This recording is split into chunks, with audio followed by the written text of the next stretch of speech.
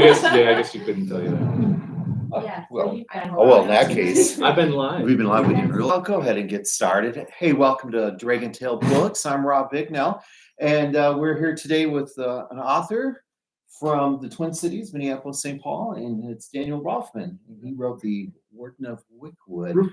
Ruefman. Oh, I am sorry. That's okay. Well, at least I didn't call you David instead of Daniel. Oh, people have done this. They do that. So I'll probably mess your name up 4 or 5 times. Oh, that's fine. Today. So. Yeah, I'm used to it. As long as your book cover is showing, right? People get it. So sure. Yeah. And Dan, I was about to call him Dave. Daniel said that he'd be willing to answer a few questions and talk a little bit about his book and about writing in general and who he is as an author. So thank you for joining us for that. Let's go ahead and get started. Oh, for sure. So, what's your origin story? How did you become an author? Why not an astronaut or a broom sweeper, street sweeper? I think writing has always been kind of therapeutic for me. And so I got into it mainly just to kind of process life events, things that I was going through over the years growing up. And it just kind of, you get the bug and you kind of enjoy it. And then you don't know how to live without it for a while. Right. So that's kind of how I kind of stumbled into it. Was there sort of a moment, a crystallizing moment where you said, I want to be an author, I want to be a writer? I would say, well, I struggled with literacy when I was a kid. I had a little thing, hyperlexia, basically a reading comprehension issue. And I could read the words, but I had a hard time internalizing words. And then when I got to about 9th or 10th grade, I had a teacher who was just very good, took time with me. I didn't learn about this until I was in grad school years later, but it was called multimodal theme setting. He did theme setting. So basically what that is when you have somebody who's struggling with literacy, you can kind of create different kinds of texts and layer content so it kind of overlaps. So you could have, say, if you wanted to teach somebody about Passover, for example, which is the example that he had. Right. I asked him about Passover because I was raised Catholic and he was the one Jewish instructor that we had in school. And so he got some kids' books about Passover, and then he had like a middle grade book about Passover, and then he had like a video that was about like a kid's movie about Passover. Sure. And the idea is that the content is kind of layered and you're kind of creating kind of a redundancy with content. And your brain's able to more effectively draw connections between those things. And so he started doing that with me before I knew what he was doing. And something clicked along that process. And I started to become a little more confident with my reading, a little more confident with communicating in general. And so after that, I started writing to kind of process things. And then I was like, yeah, I kind of want to do this thing. Yeah. You know, so that's how I kind of. Yeah, it's amazing how just a single person, like a teacher, for example, can really change a person's life. Oh, absolutely. And he's just doing probably what he thinks is, well, this is what I was taught to do, or what I read, in some journal. And here he made a major change in your life that if he hadn't probably done it, we probably wouldn't have the word. Maybe not. Yeah. Maybe not. Yeah. Okay. Yeah, it takes. I mean, one person can make a difference in a kid's life, and especially if you meet him at the right time. Right. And I think that's something that happened. Well, that's cool. How about authors?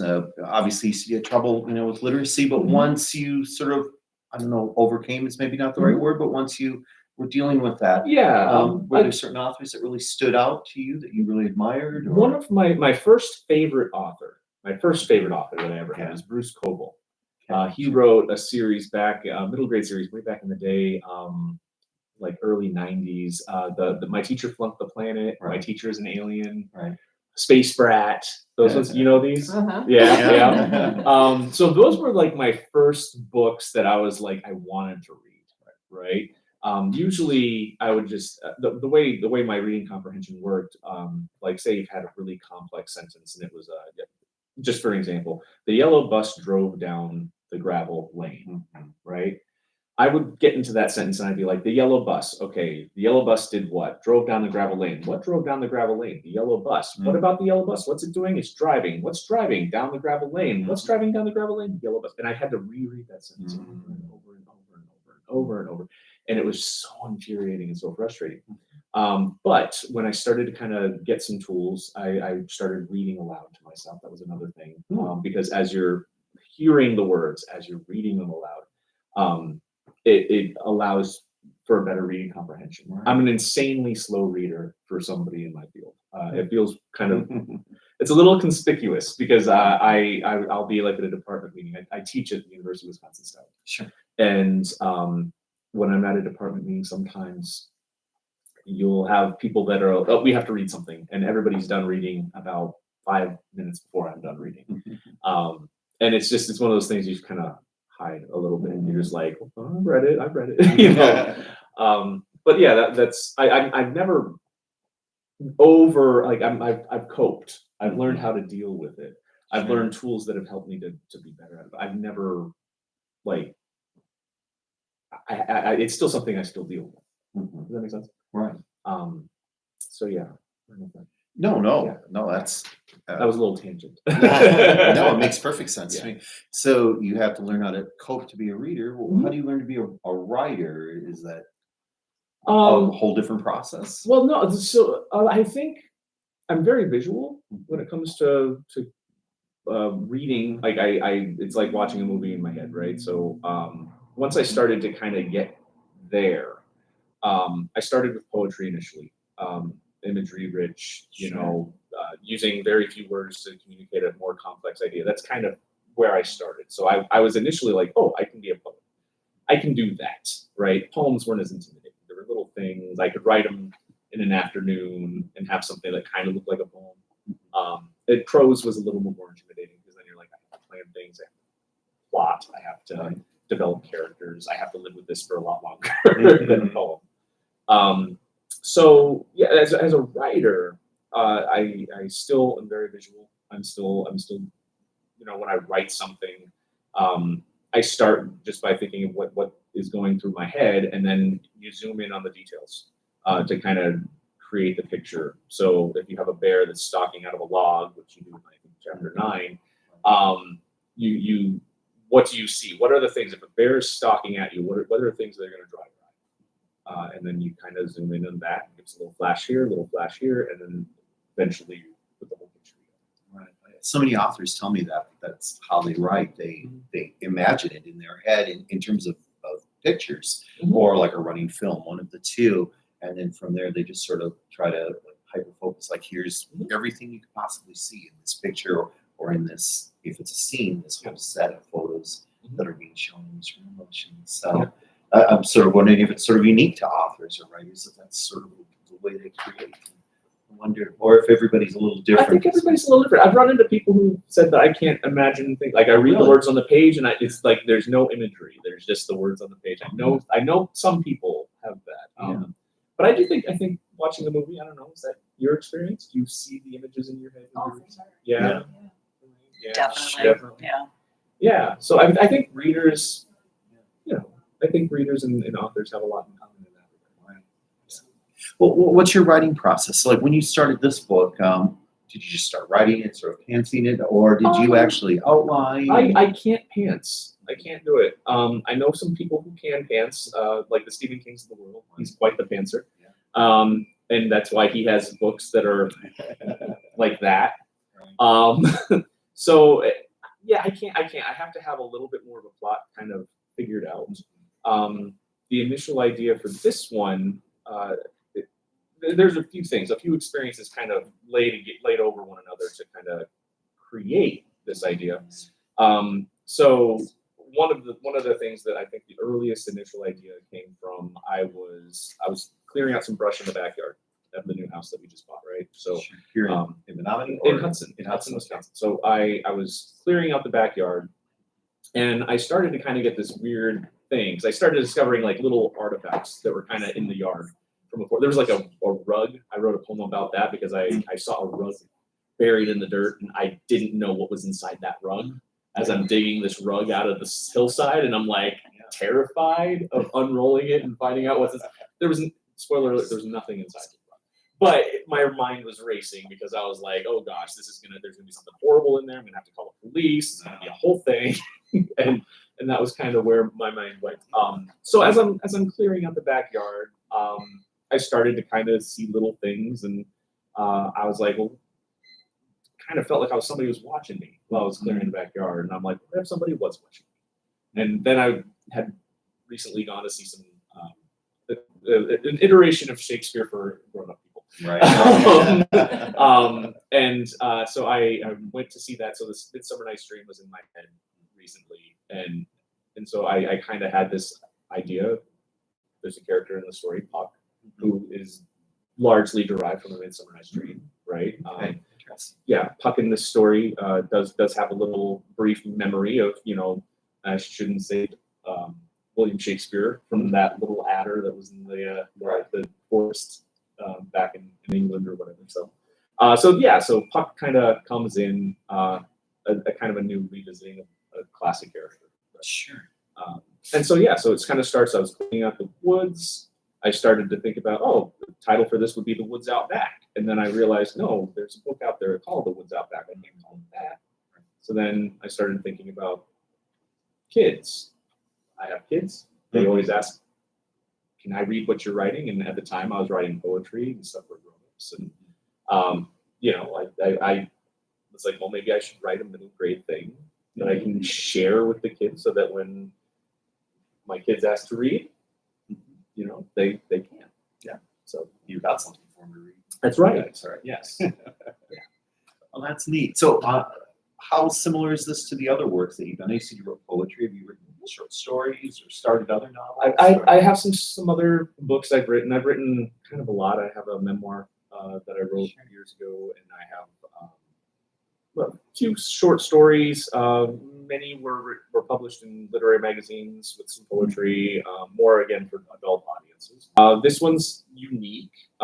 It's a little bit more in the vein of contemporary fantasy, whereas my other stuff, a little bit more in the horror area. Sure. I guess. Did you follow sort of the same process when you wrote those short stories, the horror short stories, say, to the fantasy? This one was a little all over the place. It was kind of, I think the first thing I wrote was chapter 9. That was the first chapter. It was the first scene that popped in my head. I'm in the backyard. I'm clearing out brush. Something's watching me. What's watching me from this old log that's in the backyard? And then, boom, that's the scene that comes in. Huh? Yeah, the one log in the backyard. It was a different log, but yes, that log fell down recently. But yes, that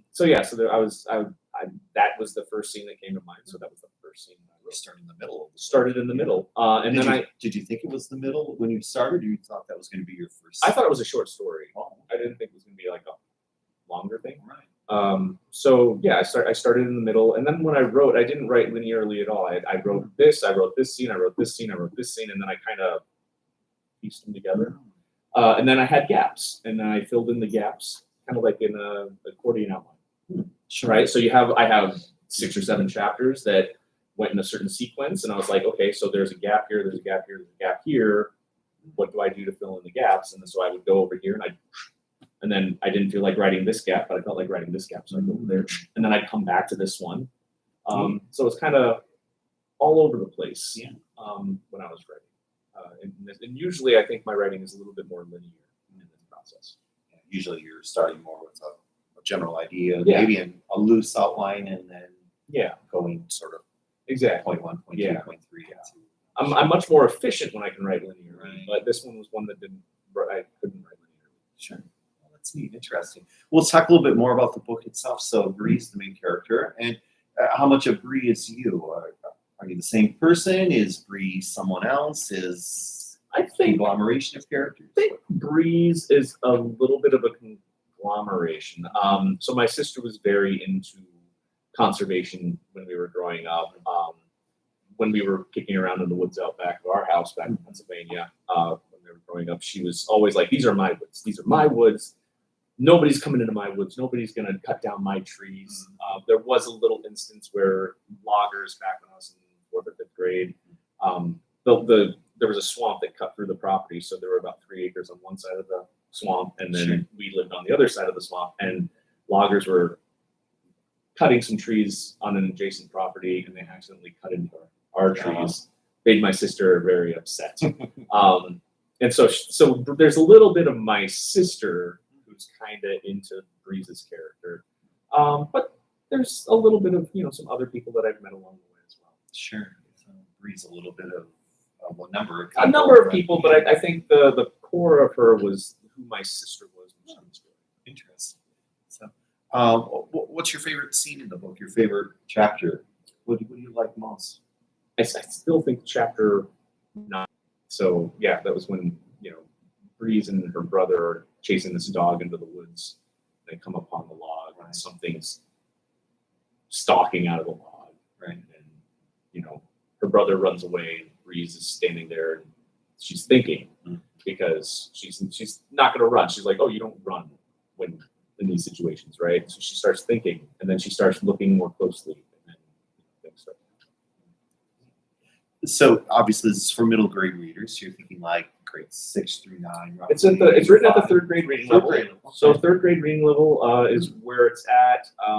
So yeah, we're thinking 8 to 12. Sure. Probably is kind of the sweet spot. Sure. So late elementary school, maybe early middle school. Yeah. It's kind of in the border between middle grade and chapter book. So it's kind of somewhere. When kids read, what do you hope they take from your book? Is there a message, an idea? I hope that one, they have fun with it.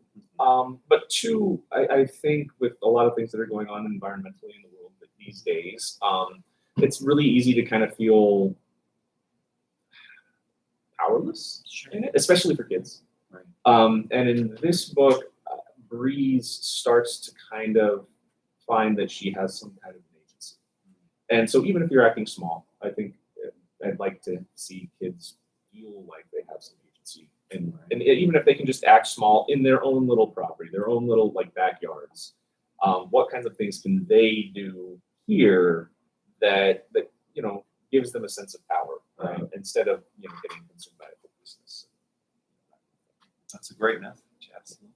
So, we do have a few audience members here. Maybe they would like to ask some questions. Open it up to a Q&A. Do you have any questions? Not to put anybody on the spot at all. Or they can think about it. Okay. Well, maybe come back to it. Yeah. Would you like to read a chapter 4 sort of section of your book? I can read a little bit. Sure. I kind of want to start at the beginning, but right? You start at the beginning, you end at the end. That's a good way to do it, right? So here we are, chapter 1. Look alive, you two, Dad said as he eased his old Subaru off the main road and stopped at the beginning of an old gravel lane.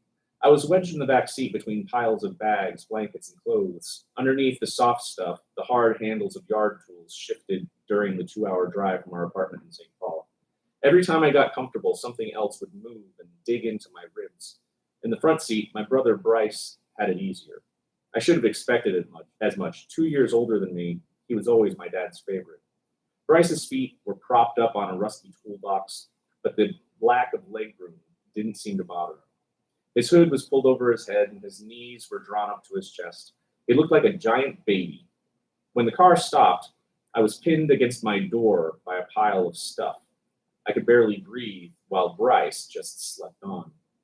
I pushed hard against everything and stuck my head between the front seats. I peered through the cracked, bug-splattered windshield.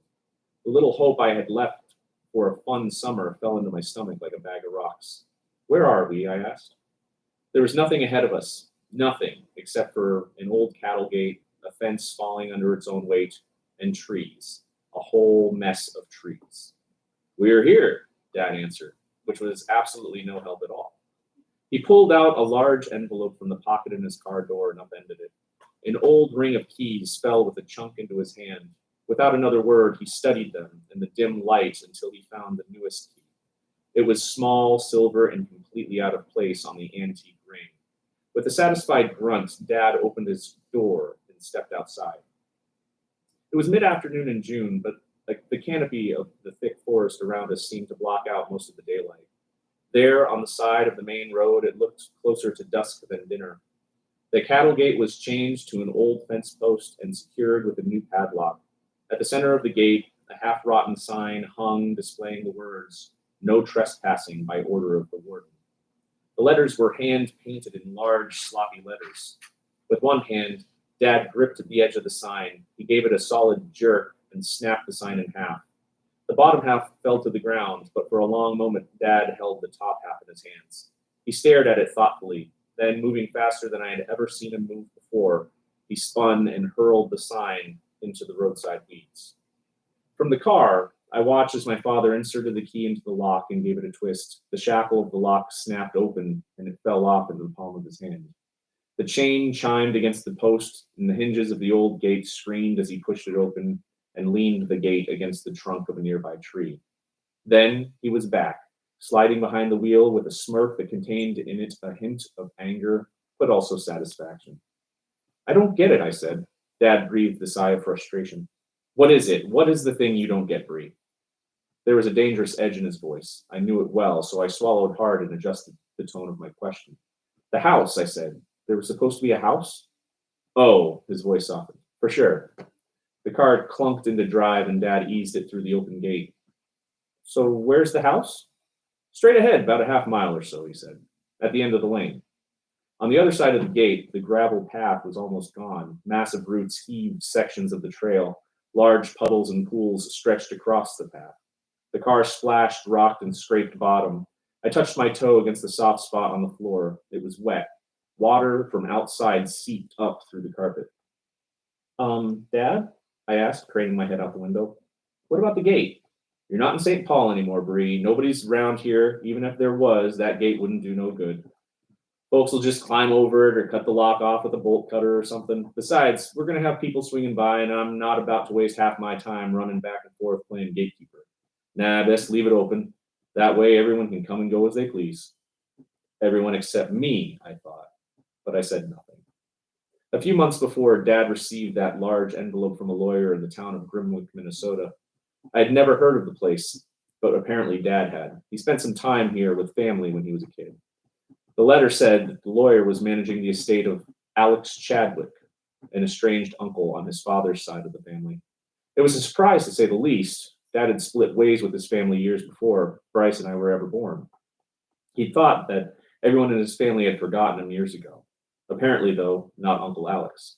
He left Dad the house, that same house Dad's grandfather had built over 100 years ago, and the tract of old-growth forest that went with it, the same forest we were driving through.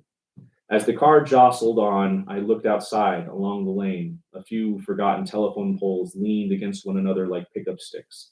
Scraps of uninsulated wires hung slack, dangling above the ground. These poles were tall, but they were dwarfed by the massive trees that grew up around them. The thick pine trunks looked almost like the redwoods that I had read about in geography class last year. The trees loomed over the car like fairy tale giants, their canopy all but blocked out the sun. The further we drove into the trees, the darker everything became. I rolled down my window. The damp air was alive with the whir of insects, the chittering of squirrels, and the thrum of hidden frogs. The trees groaned and sighed. For a moment, I even heard them whispering. It's silly, I know. Plants can't talk. But it really felt like these trees were.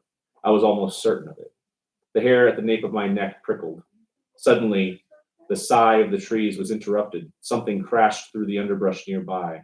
Whatever that thing was, it couldn't have been much bigger than a dog or a cat, but it collided with everything like a football player. It rushed through the ferns and bushes, and thick sticks cracked like dry bones. Then it darted up the backside of a massive tree trunk. Again, I leaned out my window, twisting for a better look. Whatever it was, I lost it. Then from out of nowhere, there was a crack like thunder from the trail ahead, and a massive long-pined branch snapped free from one tree. It hurtled towards us. The branch bashed through the canopy above. Several others snapped like twigs under the strain. Dad, I shouted. Together, the tangle of dismembered limbs tumbled end over end to the ground and smashed into the lane right in front of us. We were about to crash. Wow, very nice. Chapter 1. Yeah, I can tell when you talked earlier about imagery being so important to you as you were starting off as a writer. This is so rich with imagery and descriptions of what's going on. Thank you. Yeah, and they're nice and nuanced, like when they're driving into the forest and it's getting darker and you can feel the tension and suspense rising. So any questions at all from the audience after hearing a chapter? I guess I want to read it. Yeah. Okay, yeah. You can. Absolutely. I think we can do that. Yes. Yeah, we can set you up with a book, definitely Yeah. for that. Yeah. So, well, hey, I want to thank Daniel again for coming here to Dragon Tail Books and sharing some time with us to ask questions or answer questions and to read a chapter from his book. His book is called The Warden of Wickwood, and you can get it here at Dragon Tail Books in Menominee, Wisconsin. So, Daniel, thanks again. I Yes. appreciate it. They can also So- order it online. Oh, that's right. Tell us where we can order it. What is it? Bookstore.org. Bookshop.org. Bookshop.org. has it. .org. Right. Yep. And you can select your favorite local bookstore, Dragon right. Tales, for example, Mhm. and you can support your local bookstore that way. That's right. Yeah, absolutely. So, well, thank you again. So, if you are here in Menominee or nearby, Daniel will be here for a little bit longer. Just feel free to stop in and join us if you're watching. So, thanks again, Daniel. Appreciate it. Well, thank you. So, you bet. Now with finance, we can turn it off. Oh, so for it's not sure. long. We have delightful conversations about other things. That's right. That's right. So, but hey, thanks. I appreciate yes. It was really nice. It was great, So yes. Good luck with the book. and Oh, thank you. everything. So, and I think we're all finished. Okay. Yeah. Yeah. Now you got to figure out how to turn it off. That's right. Oh, okay. Yeah. That's okay. Better late than never. That's right. I'm going to steal one of these wonderful cookies here. Yeah, So, thanks everybody.